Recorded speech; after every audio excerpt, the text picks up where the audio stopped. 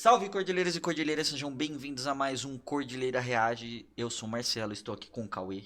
Boa tarde, bom dia, boa noite e boa madrugada, meus queridos. Perfeito, muito obrigado por fazer essa introdução. Nós somos do Cordilheira Cultural. Para seguir e conhecer as nossas redes, tá aqui. Ou se vocês quiserem também, pode ler o que é o Cordilheira Cultural aqui na descrição do vídeo. Já aproveita, se inscreve, ativa o sininho, deixa o gostei, porque depois, se você não gostar do vídeo, você pode tirar o gostei e deixa um comentário também no final do vídeo, beleza? Hoje a gente tá aqui para fazer mais um react ao canal Lateral Esquerda. E hoje a gente vai ver o vídeo Relação do Futebol com o Antifascismo. Quer comentar algo antes de começar, Cauê? Quero comentar que você falou o nome errado, mas eu vou falar o nome certo quando dar o negócio aqui, ó. Não falei lateral esquerda? Mas é Ah, tá. esquerda. Muito bem. Os caras é do Rio, né? Manda aí, então. Lateral esquerda. Celo. Fala pessoal, tranquilo? Mais um vídeo lateral Nossa, esquerda. pera... Ah, não. Agora melhorou. Tava com Hoje qualidade muito ruim. recebemos Ó, já Danilo começou Jorge, as imagens historiador, bravas aqui, ó. doutorando Eita. em História na UF. Hoje vai conversar aqui com a gente sobre antifascismo e futebol. Danilo Jorge. Para começar, há Opa, uma ascensão do o que tá fascismo acontecendo hoje? aqui? Eu tô confuso. Parece que o cara sincronizou alguma coisa aqui nessa edição de vídeo, hein, galera? Para começar, há uma ascensão do fascismo hoje? Boa tarde, gente.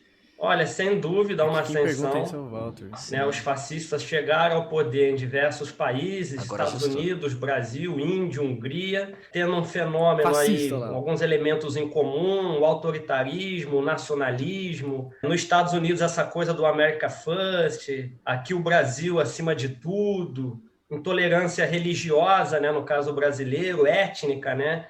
No caso de países da Europa, o racismo muito forte no Brasil. E aqui também essa questão da violência policial, militar, paramilitar, né, como resposta aos problemas sociais. Como Tem até apontou já símbolos, o... né? Tem até símbolos supremacistas brancos assim, são difundidos estranhamente, né? Desde uma música Isso de daí não é racista. Wagner, toda uma estética, e parece que não para, né? É de um Leite, é de um White Power mais recentemente, é surreal, né? Eles são covardes, né? Porque são geralmente os fascistas vêm de setores privilegiados, né? Os dirigentes, né? Então você vê o Felipe Martins lá, o assessor especial do Bolsonaro, faz um gesto supremacista, tem a pachorra de dizer que estava arrumando a capela. É um covarde, por que não assume o que é? É bom resgatar também o Gramsci, né? Num escrito político sobre o fascismo na Itália e o franquismo na Espanha, ele vai dizer: o fascismo em escala internacional é a tentativa de resolver os problemas da produção e da troca através de rajadas de metralhadora e tiros de pistola. Então, o fascismo não é brincadeira, ainda que na forma brasileira tenha um caráter de comédia pastelão, né? O Brasil está misturando aí um cenário de tristeza e avacalhação ao mesmo tempo, né? Isso é muito complicado. A esquerda demorou muito tempo para levar até o Bolsonaro a sério, tamanha bizarrice que é, né? Mas a gente vai passar por isso, Walter, a gente vai superar isso. Nosso povo é guerreiro e o futebol vai fazer parte dessa transformação, tenho esperança. Eu pergunto para você, Danilo Jorge, o que o futebol tem a ver com isso? Contribuiu de alguma forma? É capaz de elaborar algum tipo de estratégia atualmente para reverter esse quadro? Ou como aprofunda algumas vezes? Cara, eu acho que, assim, futebol é uma paixão nacional, é um fenômeno de massa, e como parte da cultura nacional, ele vai atravessar todo o conjunto, né, das relações sociais. Paralelamente, o fascismo também hoje é uma cultura de massa, né? Então isso se combina. E assim como oposição ao fascismo também ainda não está massificada, mas oxalá se fortaleça para ser também uma resistência de massa.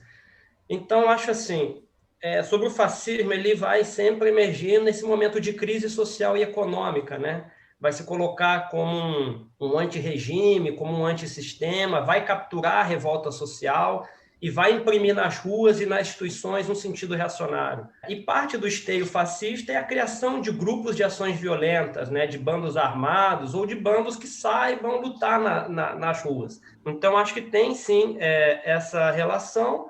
E acho que, assim, a gente não pode deixar de lembrar o Bolsonaro, né, tentando se apropriar dessa paixão nacional. Então, quando o Palmeiras, eu sou palmeirense, tá, para deixar bem claro, quando o Palmeiras ganhou, né, o Campeonato Brasileiro, o cara foi lá, ergueu o troféu, né, uma pachorra, foi uma das cenas mais patéticas que eu vi na minha vida, estava feliz com o título do Palmeiras quando eu vi o Bolsonaro entrando lá, abraçando o Felipe Melo, levantando o troféu, eu brochei, cara. Eu desliguei a televisão, falei, porra, que isso? Foi jogar água no show. Né? Sim, não só com o Palmeiras, né? Toda semana um novo time tenta se apropriar dessa... É uma característica do fascismo, cara, duas coisas também culturalmente falando. A falsificação da paixão e da ira popular, né? Então, do mesmo modo, quando eles lançam aquela campanha com o pior setor, o setor mais bandido da sociedade contra a corrupção, eles estão falsificando a ira popular.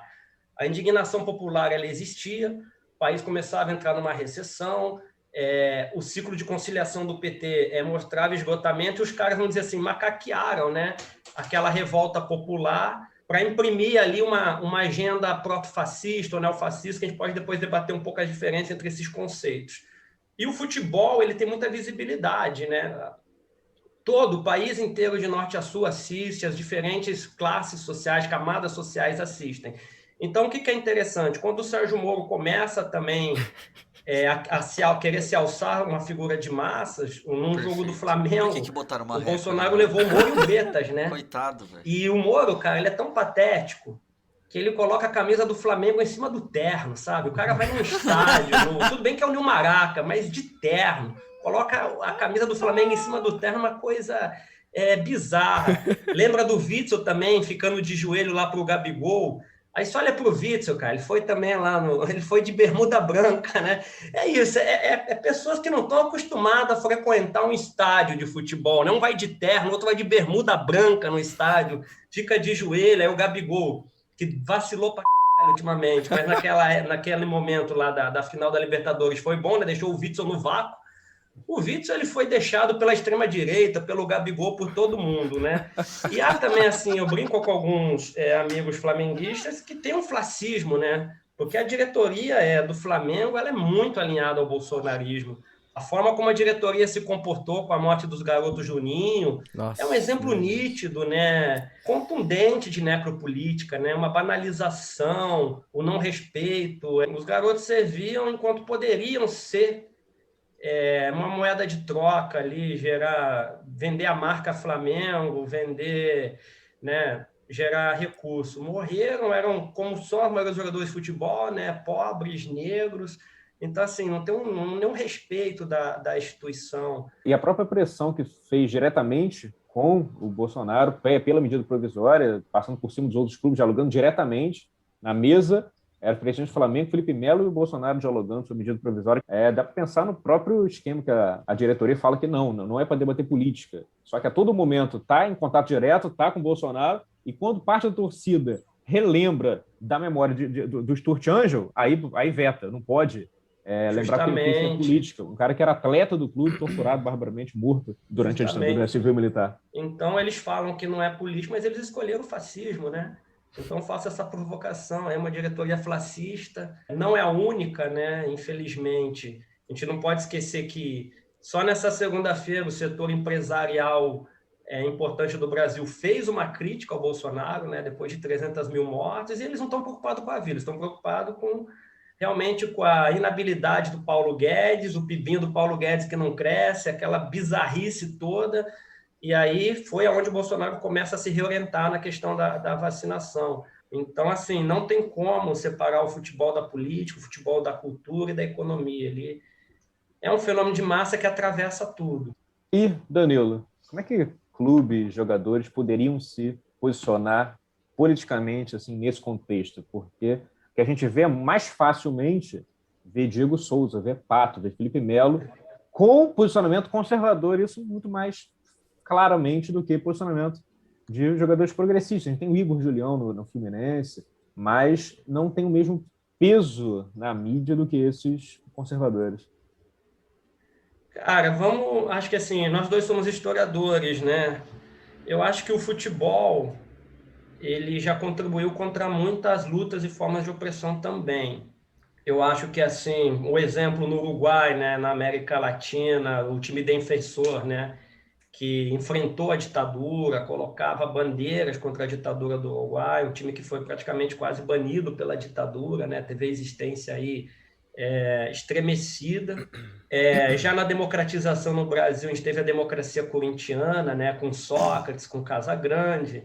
E, recentemente, cara, a principal manifestação que houve de rua durante a pandemia, que teve assim um avanço, sobretudo em São Paulo, foi puxado pela Gaviões da Fiel, né, por um setor ali da Gaviões, né, encabeça essas manifestações de rua. No segundo, terceiro dia das manifestações, é interessante mostrar isso, né? Chegaram integrantes de outras torcidas, né, do Palmeiras, do Santos, que vão se somar na luta antibolsonarista, que é a luta antifascista, né? É importante também, como a gente, por mais apaixonado que seja pelo nosso time, a gente tem que superar, né, o clubismo, juntar as torcidas, juntar nossas paixões e fazer uma paixão, construir uma vontade popular, né, uma paixão nacional popular contra o Bolsonaro. Então, acho que essas manifestações das torcidas antifas foi uma grande resposta. Acho que ali começa a se alterar um pouco a correlação de forças, né, nas ruas da cidade. Brecou bastante, né? Porque todo fim de semana era só a extrema-direita na rua, como se não tivesse ninguém. Então, estão solicitando e tá ok. Foi um breque. Eu concordo. Eu acho que até nessas manifestações em São Paulo que o Boulos teve protagonismo, né?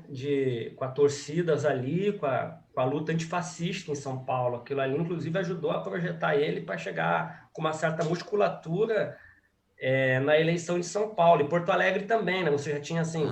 não sei sobre isso não, viu? Mas não foi muita musculatura assim também, né? Agora tá falando. Então, ele tá dizendo que ele ganhou popularidade, sim. O Boulos ganhou popularidade, tá dizendo que a participação dele nesses protestos ajudou a ganhar essa popularidade aí. Não sei. Pra se averiguar ainda melhor, né? Mas só pra lembrar também... Mal não fez. Cordilheira tem 2 vídeos aqui no canal sobre fascismo e antifascismo. A gente vai botar nos cards lá em cima, lá onde fica, no cantinho superior direito aí da tela. Cliquem pra ver um, depois cliquem pra ver o outro. Então são vídeos interessantes também de ser assistidos aí, que estão aqui no nosso canal, beleza? Oxi. Porto Alegre também, né? Você já tinha, assim, diversas atividades onde os fascistas estavam pondo os galinhas verdes, né, pra revoar, estavam colocando os fascistas para correr. O integralista não corre, voa. E não é à toa que em julho você vai ter uma portaria onde vai colocar, né, a palavra antifa ou antifascismo associada à violência e ao terrorismo, né?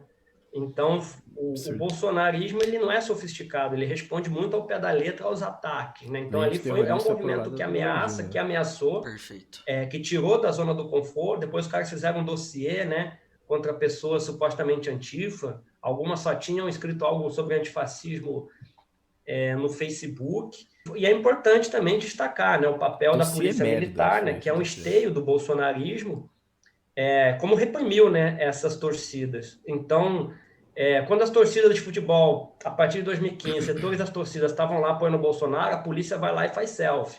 Mas quando as torcidas são contra o Bolsonaro, apanham, né? Então, mostra, mais uma vez, a partidarização da polícia também. E sobre clubes de jogadores? O Jonathan só fez uma indicação aqui falando que o Ian Neves, do canal História Pública, fez um vídeo sobre integralismo que tá muito bom. Então, se a gente lembrar também, põe no card lá em cima. Tem vídeo no card pra caralho. Só cards. Como é que, nesse contexto, como é que é possível se posicionar? A gente viu que passou recentemente agora, Dia Nacional do Orgulho Gay, clubes até postando e tal. Você vê a enxurrada de críticas dos próprios torcedores contra minorias. A gente vê qualquer posicionamento um pouco mais progressista, ainda tem uma enxurrada de críticas conservadoras, protofascistas. Clubes de jogadores podem se posicionar nesse contexto? Eu acho que superar o clubismo, né, enquanto torcida, e entender que eles não são só jogadores de futebol, né? São figuras públicas e, por outro lado, também tem exemplos positivos, né? Você vai ter o Lisca Doido, né, que fez o Lisca Doido, que é um dos caras mais são, né, do futebol. Onde estamos? O contexto. Olha a conjuntura brasileira. O Lisca Doido é o som. O próprio Casagrande, né, que foi mais alinhado sempre à democracia, à esquerda desde lá da democracia, e tá na Globo, e faz um embate lá contra os mauricinhos, né, da Globo, contra os cidadãos de bem da Globo. Inclusive, é válido dizer, hoje o Casagrande pediu demissão da Globo. Hoje Ao vivo? Não sei se ao vivo não, mas Casagrande não é mais parte da equipe da Globo. O que uma vitória contra o Boca não faz, hein? Exatamente, hein? O que será que aconteceu, hein? Os conservadores adoram, que é o Caio Ribeiro, principalmente, né? E que o Caio, a visão do Caio é lamentável, né? O futebol é só diversão, é só entretenimento, um esvaziamento da política e do que é o futebol, né? No seu sentido. A gente teve um exemplo máximo que foi Diego Maradona, né? Sempre associado. Muito bom, né? Eles vêm da foto deles mesmos. Tipo, mano, olha a cara do Maradona, quanto que ele tá feliz com isso, tá ligado? Lembra desse dia aqui? Olha essa foto, nossa, é muito bonito, mano. A Fidel Castro, os revolucionários, é a luta daquele povo, né? Então... E a maneira como ele sempre foi retratado pela imprensa brasileira também diz muito da ação dele fora de campo e tentar rotulá-lo e associá-lo sempre a questões de drogas, etc., diz muito sobre, resumi-lo a rotulá-lo só a isso, diz muito sobre a imprensa brasileira. Fizeram isso com o Maradona e fizeram isso com o Casagrande também, né? Inclusive é recorrente o número de brincadeiras com a questão do vício do Casagrande, que eu acho uma puta de uma babaquice, tá ligado? Também. Com Sócrates. Besteiras absurdas, tá ligado? Falaram, o Sócrates depois que aposentou só fica no Pinguim lá em Ribeirão bebendo pinguço, não sei o que. Vai tomar no cu, mano. Olha pras pessoas para além do que vocês sabem dela, tá ligado? Não, com certeza. E uma hipocrisia, né? A gente sabe que outros jogadores super conservadores têm esse problema da dependência química e também do álcool, né? Muito jogador com o próprio Garrincha, né? É isso, são seres humanos, né? E isso atravessa, mas quando é de direita tem um tratamento, quando é de esquerda é exposto de outra forma. Você falou do Igor Julião, ele Aquela história, né? Cocaína no avião da FAB. Não, farinha. Ele é um diferencial hoje, né? Um cara muito conectado às lutas populares, né? Recentemente comemorou aí um gol contra o Flamengo também, fazendo menção à luta negra, a questão da Marielle. Mas alguns estão sendo também tensionados a se posicionar nesse momento, né? O problema é que os que têm se posicionado ultimamente são os reacionários, né? É um fundamentalista religioso, como Felipe Melo. Você tem também falas assim tenebrosas do Diego Souza, que já comemorou batendo continência para o Bolsonaro. Diego Souza tem algumas entrevistas dele, onde ele fala muito da infância dele, numa favela, aqui no Rio de Janeiro, na Ilha do Governador, como a questão da violência, e tudo isso mexeu com ele. Então, não sei a que ponto também, né, a barbárie que ele sofreu, essa violência cotidiana não justifica talvez a busca por uma ordem, né, que o bolsonarismo promete impor, né? Mas a galera associada à milícia, né, associada a matadores de aluguel, então é uma ordem violenta, né? E tem o caso do Pato também. O Pato é engraçado, né? Porque o Pato ele teve vínculos já com o fascismo raiz, né, da Itália, né? Namorou lá a filha do Berlusconi, né, do mafioso fascista, e se tornou amigo, né, do Berlusconi. Tem matérias que falam, né, que o Pato foi intocável no Milan pela amizade com o Berlusconi. Então, esse aí, vamos dizer, não tem nem a versão piorada brasileira tosca, né? Ele tem a relação já com o fascista mais tradicional, mais à moda antiga, né? Então é lamentável, né? Eu, como palmeirense, eu gostaria que o Felipe Melo fosse para o Flamengo, fosse para outro time. Sinceramente, assim, me incomoda. Conseguiu, ele foi pro Flu, mano. Muito a forma como ele associou o Palmeiras ao Bolsonaro. Para mim é algo muito triste, né? Mas eu preferi o Julião no meu time hoje, sinceramente.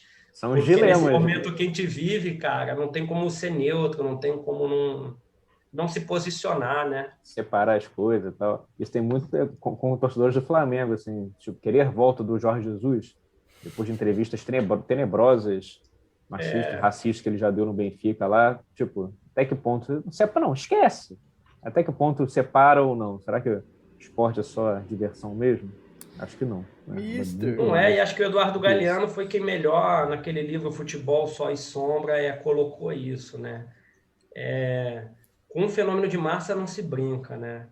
Então, assim, a gente tem que estar atento, porque ali é isso, cara. Do porteiro ao empresário assistem jogo de futebol, conversam sobre isso. É uma oportunidade também muitas vezes, para tirar essa diferença social, né? Esse abismo entre setores. Talvez o Flamengo, o Botafogo, o Vasco sejam uma das poucas pautas em comum de diálogo entre setores totalmente, né, segregados socialmente para dialogar. Então, o futebol é isso, ele é cultura, ele é uma oportunidade de convivência, ele molda também uma visão de mundo, né? A gente tem que proteger o futebol, a gente ama o futebol, tem que proteger ele. E acho também que daqui a uns anos o bolsonarismo ele vai deixar explícito o holocausto que ele causou. Eu tenho certeza que esses jogadores também que se posicionaram dessa forma vão ou vão fazer uma autocrítica, que eu acho difícil, ou vão falar, não vou mais me misturar com política, não vou mais falar mais, vou falar mais nada, né? Então acho que isso vai acontecer. Tenho esperança que as coisas melhorem. Também, cara. Danilo, agradeço muito a sua participação aí. Show de bola.